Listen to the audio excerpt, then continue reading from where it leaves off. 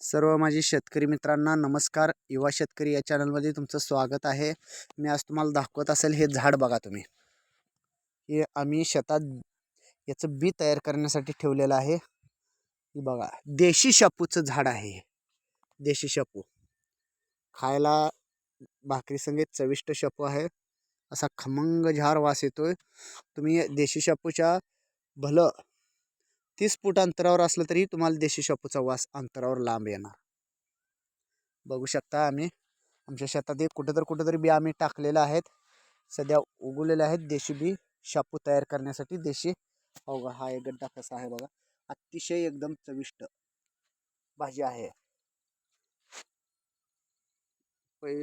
गावरान लोक गावरान शेपू पण बोलतात याला. देशी शेपू खमंग झार वास येत असतो. हे बघा हे आता गड्डा खोडून नेलेला आहे आमच्या आईने.